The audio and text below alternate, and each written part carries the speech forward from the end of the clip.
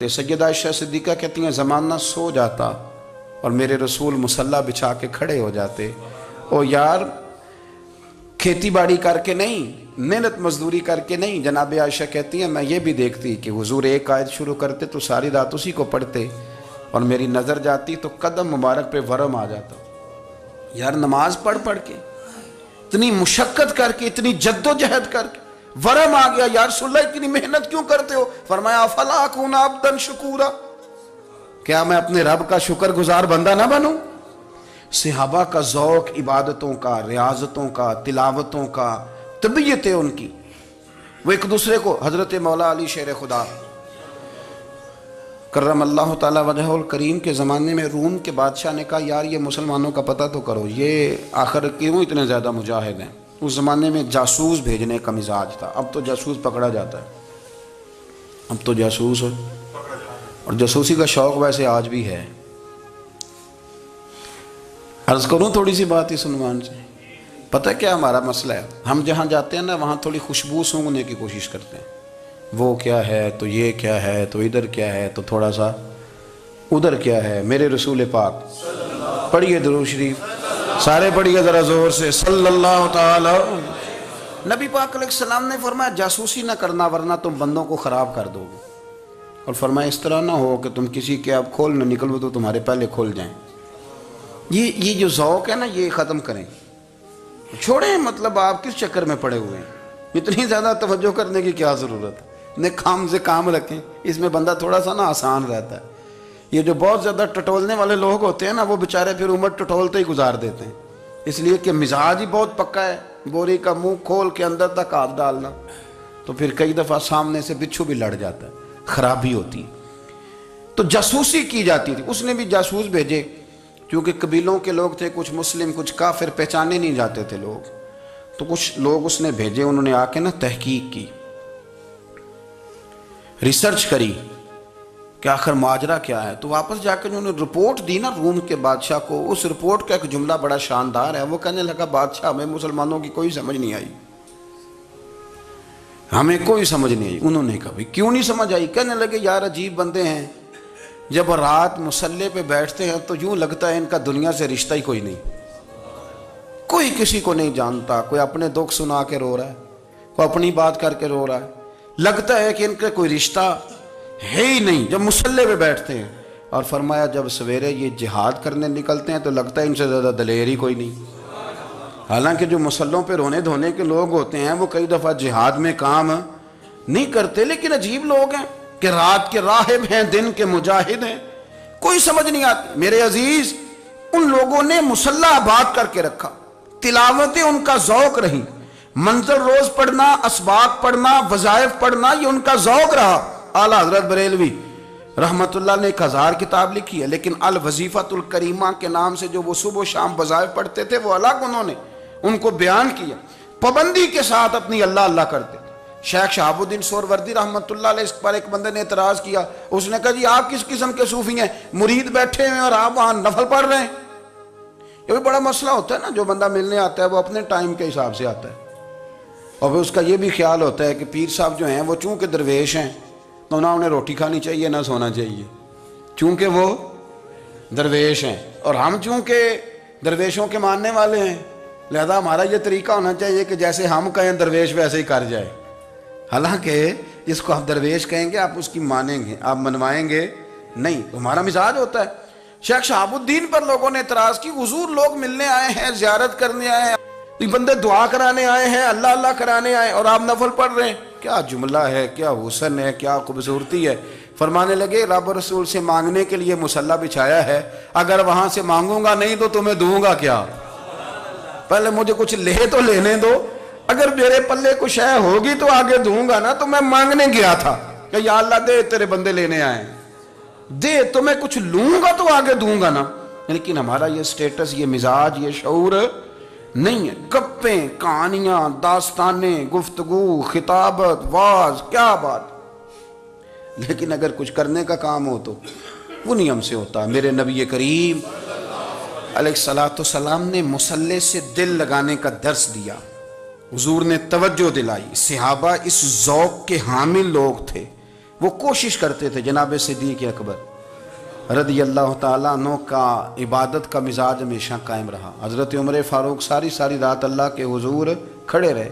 حضرت عثمان غنی رضی اللہ تعالیٰ عنہ عشاء کی نماز پڑھ کے 2 رکعتوں کی نیت باندھتے تھے, 15 سپارے پہلی رکعت میں پڑھ دیتے تھے اور 15 سپارے قرآن مجید کے دوسری رکعت میں پڑھ دیتے تھے. آپ نے نا حضرت عمر فاروق کے وصال کے بعد ان کی ایک بیوہ سے نکاح کیا.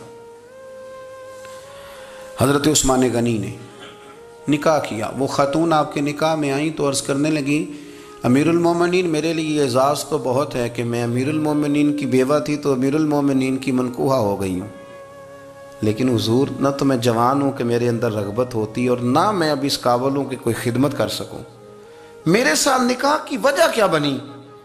تو عثمان غنی رو پڑے. فرمانے لگے میں نے عمر فاروق کو مسجد میں اپنے رب سے ڈرتے ہوئے دیکھا ہے, میں نے اسے روتے ہوئے دیکھا ہے, عدل کرتے دیکھا ہے, انصاف کرتے دیکھا ہے, امت کی خیر خواہی کرتے دیکھا. تمہارے ساتھ نکاح اس لیے کیا ہے کہ تم مجھے یہ بتاؤ کہ عمر فاروق گھر کے اندر اپنے رب کو کیسے راضی کرتے تھے, گھر کے اندر کیسے راضی کرتے تھے, وہ طریقے بتلاؤ, تم بتاتی جانا اور میں بھی اسی طرح گھر میں عبادت کروں. میرے رسول کریم علیہ السلام نے ارشاد فرمایا, حضور فرمانے لگے جس گھر میں اللہ کا ذکر ہوتا ہے وہ گھر زندوں کا ہے, اور جس گھر میں رب کریم کا ذکر نہیں ہوتا وہ گھر زندوں کا نہیں ہے. گھر نا ہم نا کتابوں میں پڑھتے ہیں کہ ایک بزرگ کہتے ہیں, حضرت فضیل بن عیاض کہتے ہیں کہ میں ایک گلی سے گزر رہا تھا تو گھر کے اندر کسی قاری صاحب نے قرآن کی آیت پڑھ دی ولی من خاف مقام ربہ جنتان. میں تے میرے کانوں سے ٹکرائی تو اللہ نے میری کایا ہی پلٹ دی, میں توبہ کر گیا. اب گھر کے اندر سے آواز آئے تو صحیح نہ تلاوت کی, پر اندر سے آواز آتی نہیں, یا ڈیک بجنے کی آواز آتی ہے, یا ٹی وی چلنے کی آواز آتی ہے, یا دھوم مچانے کی آواز آتی ہے. عبادت کا وہ جو خاص شوق تھا, وہ جو حسن تھا, وہ جو توانائی تھی, وہ جو بات تھی. ایک جگہ پہ ہم بیٹھے تھے تو وہاں ایک صاحب آئے اور انہوں نے آتے ہی کہا کہ مہربانی کریں ذرا مجھے مصلی دے دیں, میرے نہ کچھ نفل رہ گئے. تو میں نے وضو کر لیا تو کوئی مصلی مل جائے.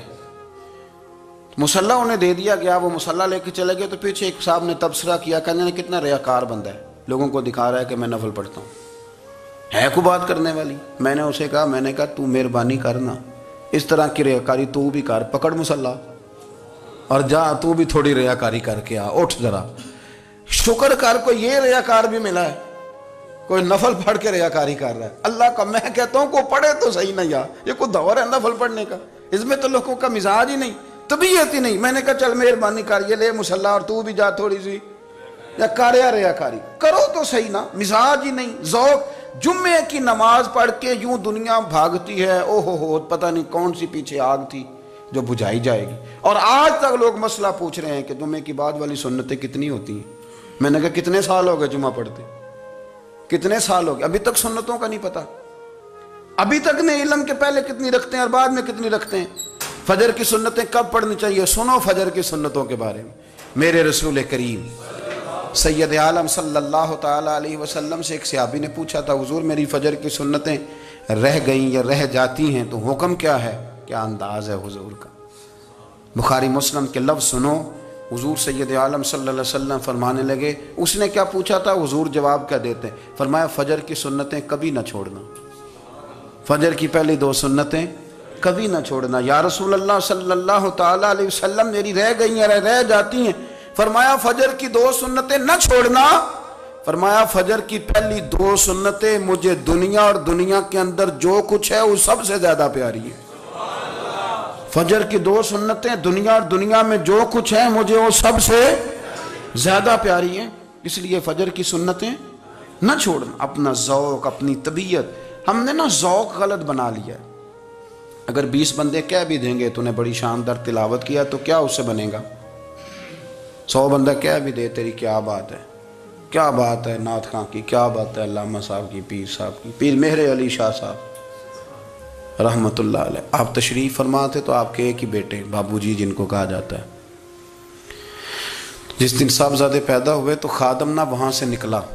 ان لوگوں کے شوق اور طرح کے تھے نا, تو ان کی توجہ بھی اپنے شوق کی طرف رہتی. تو خادم نکلا اندر سے, پیر صاحب مبارک ہو, پیر صاحب مبارک ہو, پیر صاحب مبارک ہو, پیر صاحب مبارک ہو, شور کر رہا ہے.